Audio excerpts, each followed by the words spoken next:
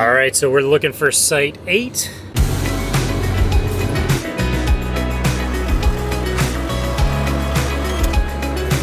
Looks like this is us. Got my own little picnic table. Got the lake out here.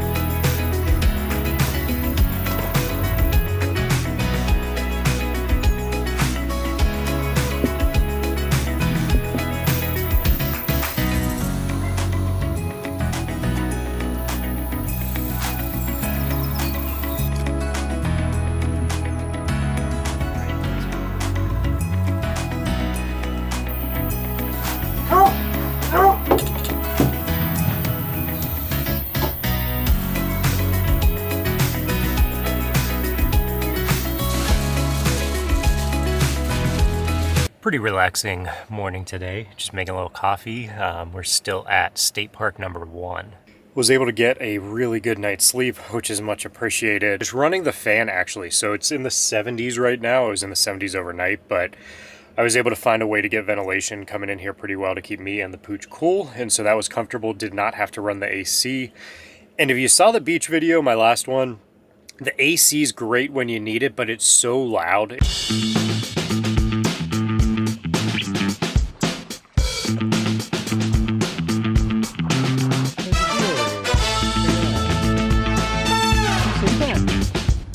All right, we're heading out of State Park number 1. I really like this one. It wasn't too crowded. There was so much water, just being able to paddleboard out there. There wasn't too long of a distance to be able to run, so I actually ran from like end to end entirely. It was about a 3-mile loop in total, but overall, I'm for sure gonna come back. This is only about an hour to an hour and a half, depending on traffic outside of Austin. 25 bucks a night. I was really happy overall, so I'll see you again, but we are headed to a spot now north of Dallas. This was Cedar Ridge Park, if you're curious. It's actually a federal park, so you don't need a state park pass here to camp here. 25 bucks a night gets you in.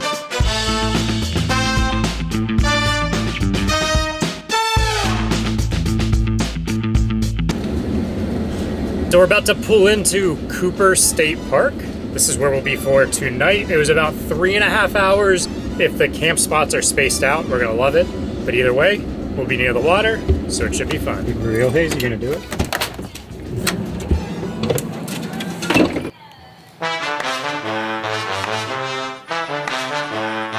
Right in our backyard.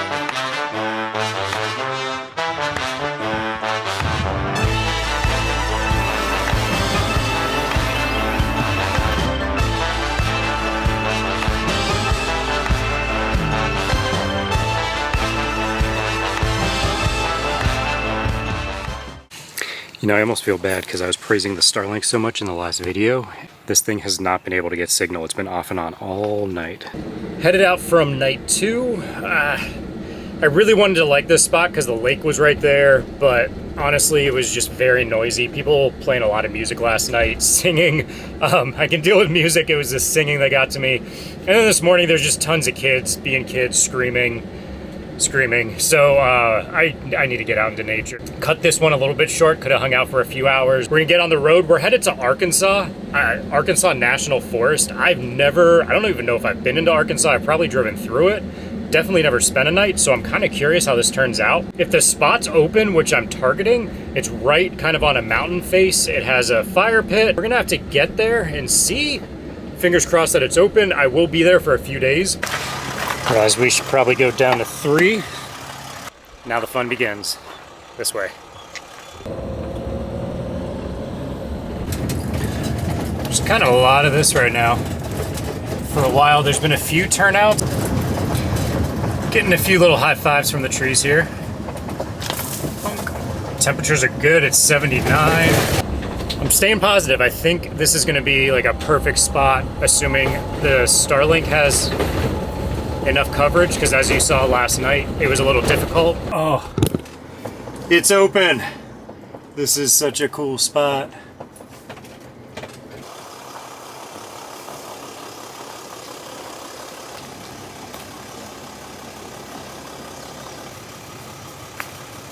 Well, I need to figure out a way to get leveled off perfectly, but wow, this spot. We got a fire pit. Someone left some wood here, so we can use that.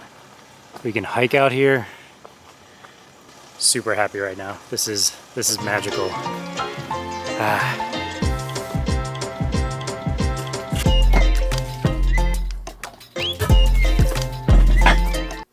Now I'm actually slightly nervous because, well, and based on last night, this isn't as thick.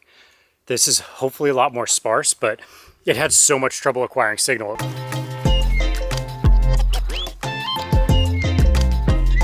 It says searching, it's not moving. I have faith. There we go.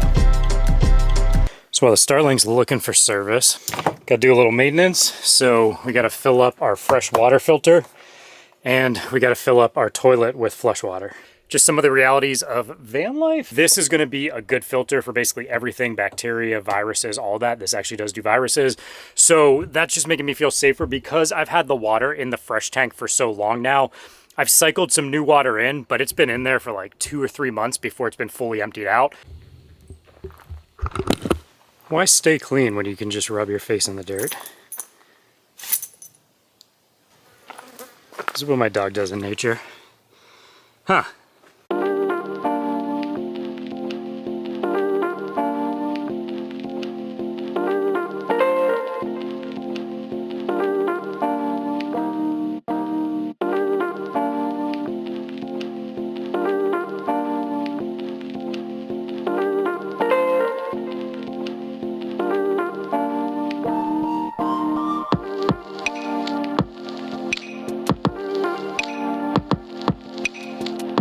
Just want to walk you guys out here real quick to check out the sunset, because wow, as I trip, this is pretty astonishing.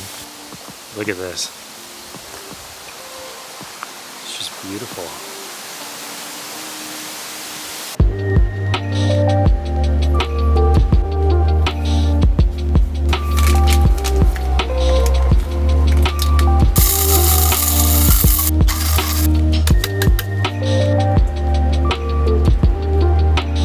You know, this may actually be my first time dealing with rain in the van where I'm kind of camped out and I can't move anywhere because we got to work today. Sadly, the pooch, she's fine with rain, but thunderstorms and fireworks for that matter, she does not do so well with.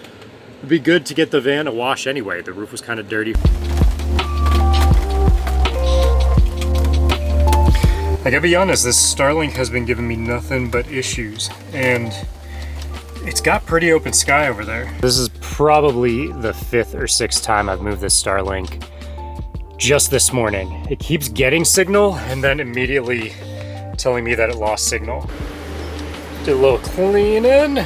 Sun's coming out. Still gotta work today, but it's turning into a pretty nice day. I'm curious how long it takes for things to dry up. It's a little muddy is the only downside right now. But yeah, I think it's about time we start talking through the differences of this type of camping versus designated or reserved camping. Because there's definitely pros and cons to both. I did this once with my hip camp versus dispersed when I was in my Jeep, and I felt like hopefully people got good feedback. So with that, let's go ahead and dive in and talk about some of the pros and cons of each. I wouldn't say one is definitively better than the other. It really depends on what you need, what your goals are with the trip, and where you are in your journey. But I definitely find preferences depending on what I'm doing.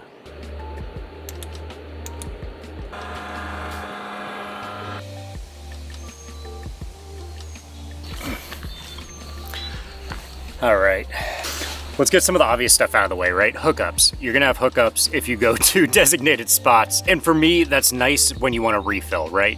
I don't want to have to be around a bunch of other vehicles that are sucking water out of the ground, using the power, everything. For me, a big joy is getting out in the middle of nowhere where you don't see anyone else. You don't have to deal with other people. Maybe you see other campers, but you see people kind of appreciating the same things, right? At least from my experiences, right? And that's what I'm trying to offer here.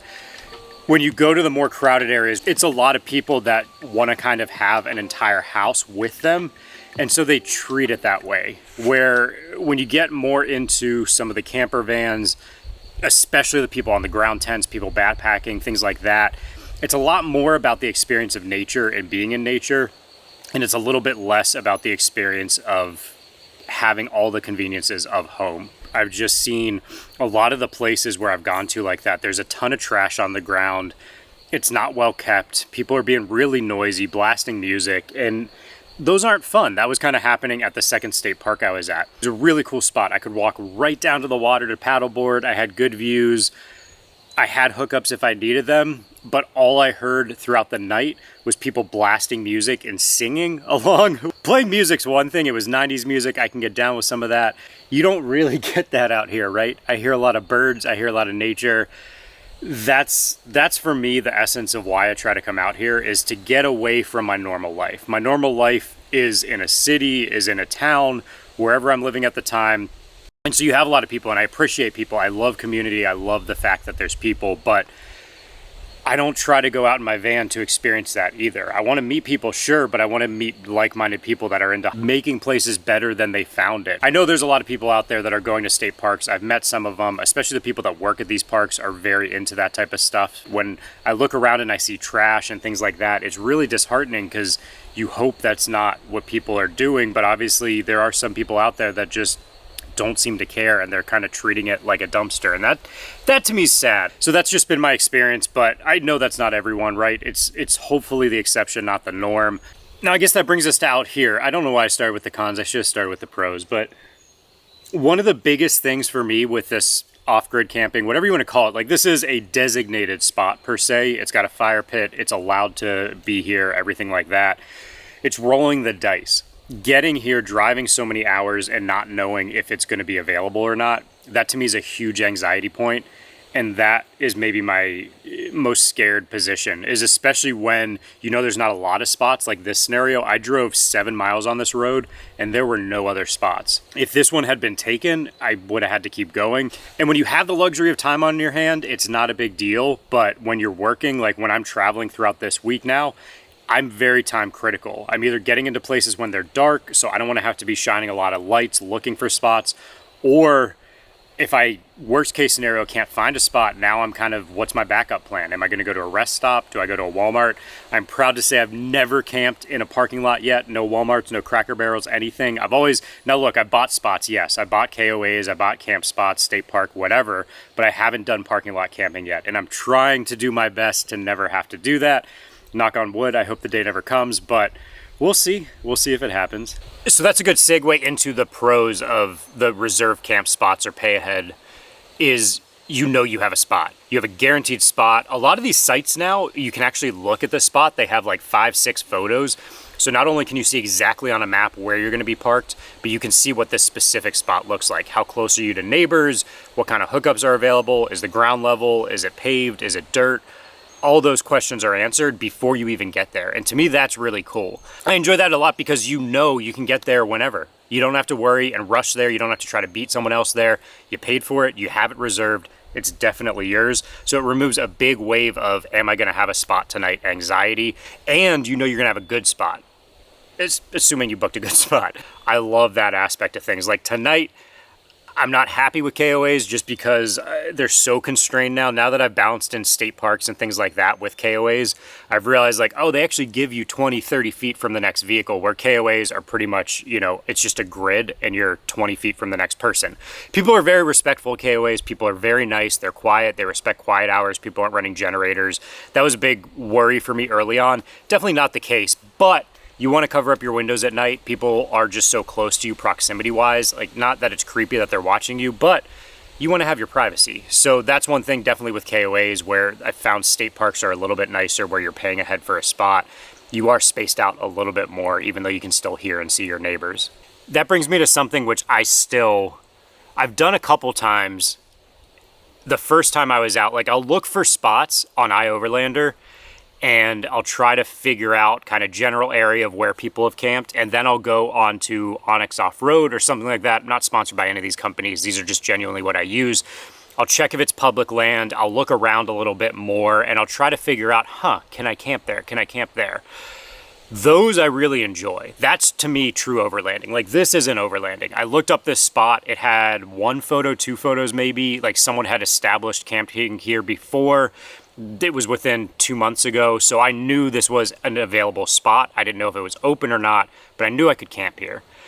Truly going out and finding spots, that to me is just an awesome experience. When you have time, when you're not in a rush, that is such a cool thing because you don't know how many other people have been here. Like, you're experiencing something unique, you're paving way. I think there's some pioneer spirit inside of us all that kind of loves that. Even though it does bring anxiety, are you gonna find a spot? Is it available? Are you actually able to camp there or not? Like, hopefully you're not pulling on any brushes or shrubbery or ruining any of the earth, but to me, that's been a cool experience. For these types of trips where I'm working and I have a destination in mind, I don't do them as much, but when I have more time or when it's the weekends, I will go out and do that. So sometimes in Moab, I've done that a little bit. That's the one night we camped where I'm still not totally sure if that was a camping spot, but I just went on a Jeep trail and ended up finding a real cool spot to work for the day, and then I just stuck around, slept there that night. I did that on the way out to Northern California when I first got the van. I found a spot actually which was marked for camping and totally was private land, so I didn't want to camp there. So I just went out a few more, probably mile and a half into BLM land and just found a cool spot. And that was one of the coolest Astro things I'd ever seen. So those to me are a lot of fun. You don't get that obviously with any type of designated spot. You know exactly what you're getting into, prescriptive. Here's what it is, here's what you're getting. And so you go from there. Guys, there's a wild animal behind me. She's gotten really good with just kind of hanging out at camp and not worrying too much, which is pretty cool. She used to run off. She's stayed in a good radius. I've had her off leash a good amount here, and I've now seen 4 cars. I've been here for 2 days the entire time, and I can hear them well in advance, so I feel comfortable letting her wander around a little bit. So that's where this type of a trip, there's a good balance, and I think that might be my ultimate goal. So I'm down at 68% water. My power is actually pretty low after 2 days of kind of using everything. We got camera gear. I'm working all day. I've been trying to get the Starlink to work, even though it hasn't worked successfully. You know, those things are drawing a lot of power. So my power system's down to about 25%. I'm gonna have to do kind of a manual high idle for a little bit here just to get throughout the day here. But what that means is until I get a full high idle system or something like that, I've got to keep moving. I've got to drive a few hours. Oh no. That was 100% a tick. I'm gonna move inside. Guess we're using some of this. Well, hopefully that bug off works. It's the second tick I've pulled out of my leg since I've been here. Luckily, I don't know why I'm being lucky like that and catching them before they actually burrow in, but I do have matches, worst case. So where were we? We were talking about adventuring, overlanding. Bugs I'd bring up, but honestly, you're gonna get bugs in both scenarios. There were a ton of bugs at the state park when the water was there. That's one thing I'm slightly nervous about with this spot we're gonna head to tonight, well, tomorrow morning, is that it's right on a lake, so could be a double-edged sword, but it's a little bit more north, so I'm gonna hope for the best. There's one other spot I saw that was actually much closer, and I started reading, and it's like April through August, it's just mosquitoes and biting flies nonstop. Really hoping this isn't that case, because if it is, I'm going to be there for a very short amount of time. So we're going to talk about the balance, which I think is perfect. Kind of going in between spots, right? So go out into nature, spend 2-3 days, whatever you're doing, enjoy it, soak it in, you're just free. Go to a KOA or established campground with hookups, recharge, fill up your water, get everything you need, take a fresh shower, which is always a nice thing there. They've got real bathrooms. You can dump, like I have a cassette toilet, so I can always dump that if I need to. That's where I've found a pretty good balance, is kind of doing 2-3 days out, 1 day in, 2-3 days out, and kind of bouncing back and forth like that. It lets you know from every now and then, like, hey, I can recharge, refuel, I have a definitive spot, but then you get the spirit of adventure back and you go back out into the middle of nowhere and you get to just explore. I don't think there's a prescriptive, like, one size fits all for everyone. It's really what's important to you, also what kind of rig you have, how long it can sustain itself out in nature. But for me, I think that balance is probably the best spot. I obviously lean more towards being out in nature as much as possible. If I had the high idle, in theory, I could stay out here for at least 2-3 more days. But you also get sick of spots, right? I'm sure at some point I'll find a spot on a lake that's just beautiful, weather's perfect, and I want to hang out there for a whole week. So we are in now what is just unquestionably one of my happy places. I'm in Kentucky. This is a first come, first serve, free to camp park that they have. Like, met some locals last night, super friendly. It's giving me recommendations. I went and got a rod and a license so I could do some fishing while I was here. Like, I had to with a lake like this. So it's been years since I've been fishing. We caught a small one last night. these times are just, I mean, this is why you got to go out and explore and adventure. You're going to find spots like these which may have never existed if you were just looking for designated spots. So I did find this one on iOverlander as well, but man, there is definitely an essence to being able to keep going, keep moving on. So that's kind of where I'm at today. This is a cool spot. I could spend another day here. The weather's holding out. It's not raining. It was supposed to. But I'm kind of ready to just keep going, keep exploring. Hopefully y'all got something out of this video. I know it was kind of all over the place. It was a little bit of vlog. It was a little bit of me talking a lot. Let me know in the comments below any other videos you guys want to see. Or any questions, anything you guys want to know out of this video, out of the future ones, stuff you want to see. Yeah, I'm so happy you all joined me on these adventures. I have such a blast making these videos. I do want to up the production quality, try to think through some more ways I can do these films creatively with my own flair and my own style on them. Thumbs up if you liked it, subscribe, all the things. And as always, it's been a pleasure, and I'll see you next time.